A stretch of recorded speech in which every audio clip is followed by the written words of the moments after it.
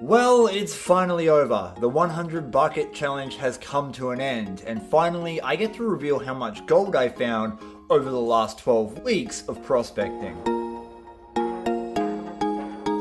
Up here is a link to a playlist with every episode of the 100 bucket challenge. The idea was simple. How much gold could I get if I worked just 100 buckets of premium grade ground? Anyone could pull 100 buckets of gravel out the side of a riverbank and process it through a sluice box in a single day. That's not what I wanted to do. I wanted to find the best ground that the northeast of Victoria had, and using simple hand tools, a river sluice, a gold pan, and a 20-litre bucket, how much gold could I collect if I only worked those good spots? And man, did I find some gold. One of the best days we had on the 100 bucket challenge was over 6 grams just using a hand pan. That's over 700 Australian dollars of gold in a single day. That's the wrong drawer. I do that every time. That right there is all the gold we collected. And she is dirty. I've had so many projects on the go all at the same time that cleaning this gold down 100% seemed like a bad idea, considering I wanted to do a final episode where we looked at everything that I collected. So today's mission is to remove all the stuff that isn't gold, find the specimens, and separate away the bigger pieces so we can truly have a look at how much gold and what kind I managed to recover. And to help me with that, I got a series of classifiers. This is a series of classifiers that range from 20 mesh, 30 mesh, and 50 mesh. That's a lot of mesh. Hi, have you come to see the results? I haven't finished it just yet, but we're working on it. As gold prospectors, we rely on the density of gold to be able to collect it in significant amounts. It's non-magnetic, and there's really no other way of separating it. Because it's more than 19 times denser than water, it tends to sink to the bottom. Therefore, if we match the particle size of the gold to be the same size as the particle sizes of all the black sand, it will always be denser than that black sand, making it easier to separate away. Something tells me this is going to be very satisfying.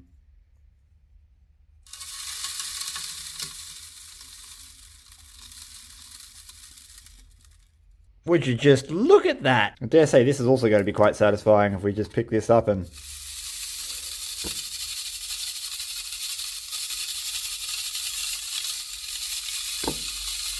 Yep, that was very, very satisfying. This sieve has all of our chunky bits, and you can see we actually managed to get quite a few of them. Then we have our nice flakes. Right down the bottom here, I would say we've got our specks, and then all our flour gold.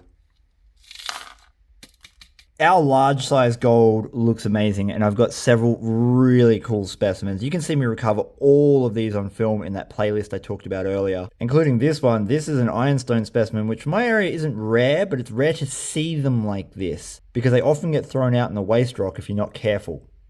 I've added some water to the mix, and this is going to be our easiest one to clean up. There is no way any of the rocks in there at all are going to be anywhere near as dense as the gold up the top. The only thing we've got to watch out for is these specimens trying to get away from us. And of course, reefy bits of gold like this tend to like to travel because they catch the water.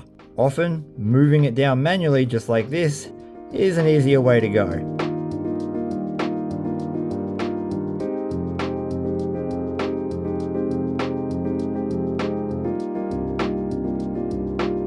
There we have it. Nice clean gold. We managed to keep the specimens because we did it manually, and we got no black sand left in there, but this is the easiest mesh to do. From here on out, it actually gets quite hard.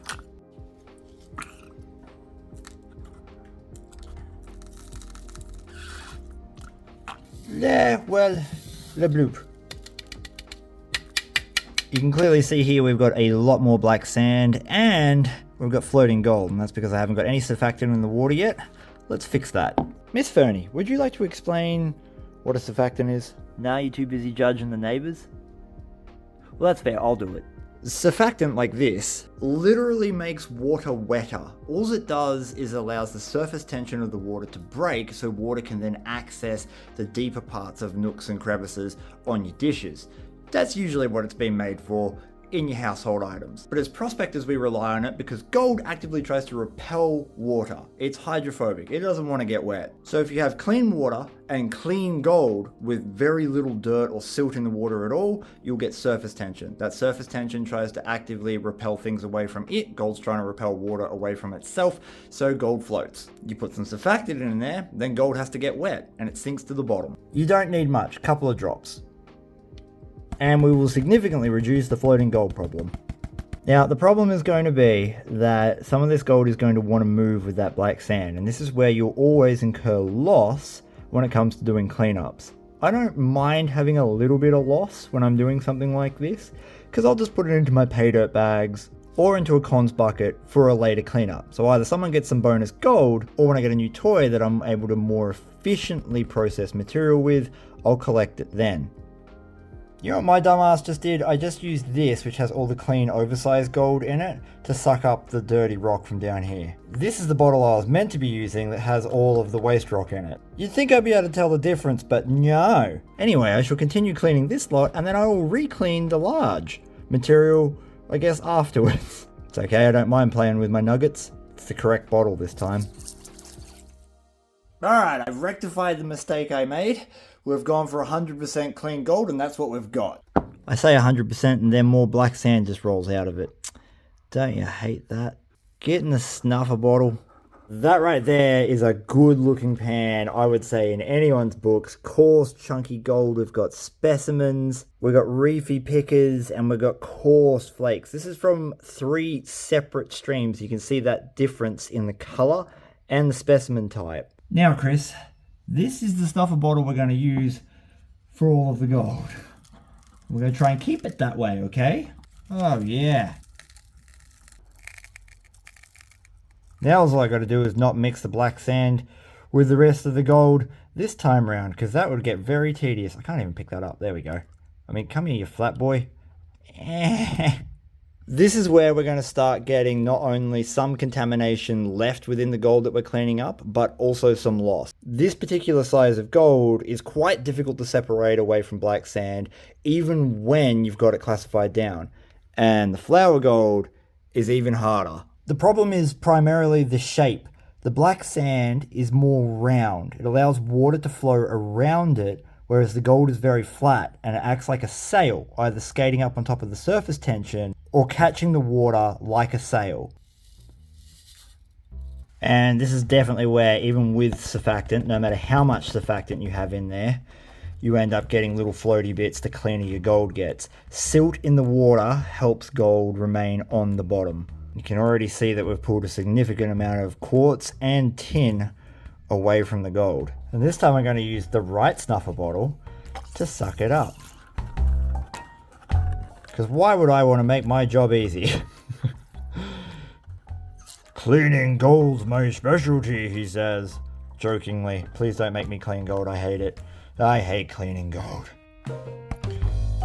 Now I know that there is a lot of gold down here, and we can kind of separate the majority of it away from the black sand, but this is where I like to get more efficient. I could spend hours here tediously getting every speck, or I could simply try and separate the majority of the black sand away from the gold, because it's much faster. Again, this just ends up in my pay dirt bags as some of the bonus gold that you might get. When it gets down to this stage where we've got a reasonable amount of black sand left in with the gold, but primarily the gold is clean, it becomes very difficult to separate away from these pieces. These pieces here and these pieces here probably have a similar density because these are flat and these have shape, meaning that even though they're matched to size, they're not matched to width. So we've got a flat flake that won't go through the screen, but we have a piece that's the same size on all dimensions that won't go through the screen, meaning that even though they're different densities, this weighs as much as this. And what I like to do is use the motion to help us.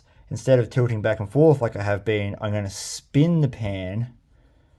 And what that's going to do is start separating away those pieces. And we'll be left with majority of black sand in different spots, and this will be really clean compared to the rest of it. So we can literally come over here and suck this stuff up, even though there's a tiny bit of gold left in it.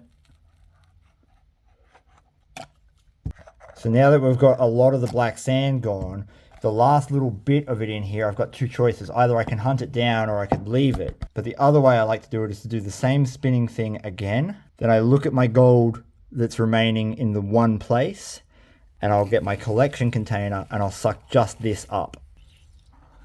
Now the reason for doing that is the less gold I've got to deal with, the easier it is to clean away those final pieces of black sand. Less gold is going to move when I start panning it down.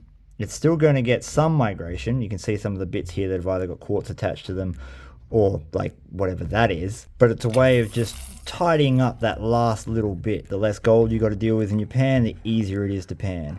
This pan is the one that I'm worried about. This has more than black sand in it. You're going to get your other rare earth minerals, which are very dense, and they do not like to separate away from flour gold, especially if there's any reefy bits or small specimens. Here we go. You watch just how much of this floats.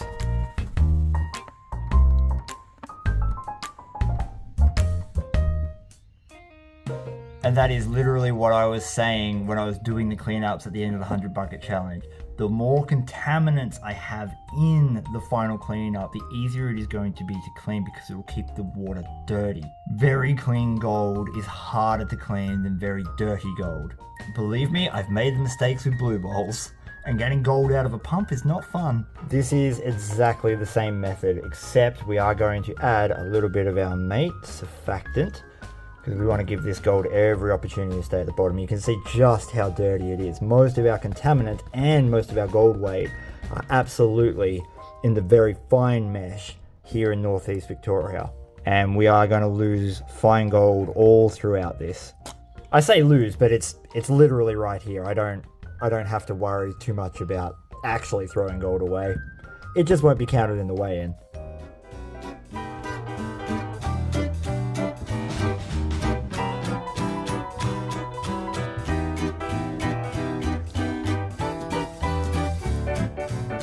Remember, the cleaner your gold, the easier it is. So we want to get rid of these contaminants, even though they've got a whole bunch of fine gold in them, because we can always pick back through the stuff in this snuffer bottle whenever we want.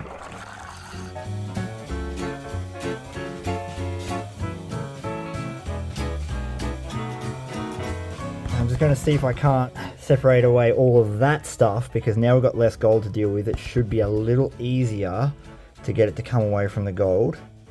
And this time we're going to start doing it in reverse. Instead of sucking up the dirt that we don't want in the gold, we're actually just going to suck up the gold, because it's going to get easier and easier the more gold we reduce from the pan. So now we know that that's pretty much nothing but gold. Get rid of it.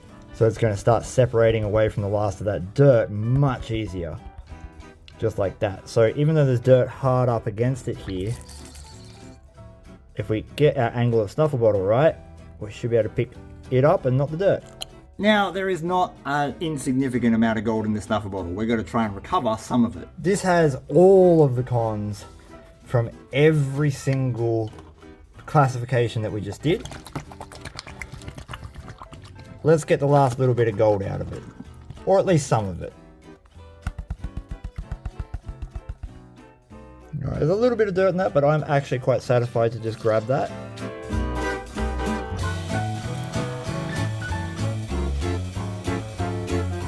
This certainly won't be 100% clean. It's probably 98 or 99, but that's close enough for me, and after 12 weeks of work, I'm really looking forward to this moment.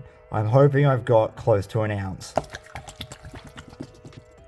Holy crap, that's a reward. That's certainly a reward for all that effort.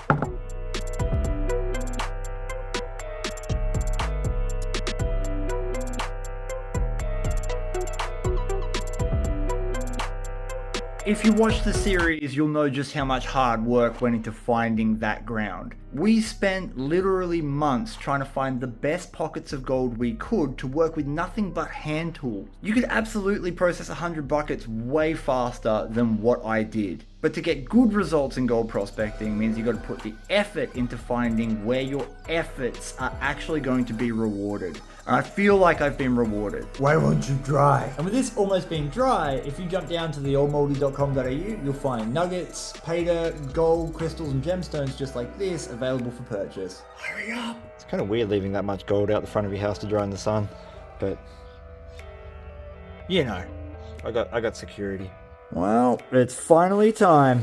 All dry and ready to weigh. Whilst we got a lot of gold, there are a few pieces that stand out as the exception. This is definitely the biggest piece that I managed to collect, and I collected that fairly in the middle of the challenge. Very happy with its size, but it is reefy, so it's probably not going to weigh too much. It's got a lot of holes in it. And then there's this piece. We find a lot of specimens on the creek I call Specimen Creek, but most of them are in quartz. To find an ironstone specimen like this is pretty unique and cool for the area, but I don't know how much gold is actually in this, so I'm not going to include it in the weigh-in. And then of course we have several quartz specimens, some with a lot of gold, some with a little, some bigger, and some tiny. I will be including these ones in the weigh-up because the gold will absolutely far outweigh any of the quartz attached to them. But that's enough yapping out of me, because it's time to get all that gold on the scales. I was hoping to get an ounce. I don't think I quite got there. Some of the days that I worked weren't as good as I thought they were going to be, and I put my guess up on my Facebook page at around 26 grams. Excluding our ironstone specimen, which I'm going to put over here, let's find out. This is 12 weeks of hard panning and river sluicing. There's our first 2 grams. 3, 4, 5, 6, 7, 8, 9, 10. 10 grams of gold. Right there is 1,200 Australian dollars worth of gold. 15 is coming. We've gone past 15. So if we get that amount again, which I don't think we're going to get, we'll get the ounce. Ooh, 20 grams. Okay, 20 grams. We definitely don't have another 10 in there, but 20 grams of gold is 2,400 Australian dollars at today's gold prices, and we're gonna keep going. 23, few bits left, 24.19 grams. It's a rare day on Vo-Gus prospecting that I get close for a guess. Creek maths. That means I got 1/4 gram of gold per bucket on average over the entire length of the challenge, or about $30 worth. I got approximately 12.1 grams of gold per cubic yard of soil, which is an incredibly rich pay streak. And lastly, at today's gold prices in Australian dollars, that is worth 2,885 bucks, meaning I made about 30 Australian dollars an hour.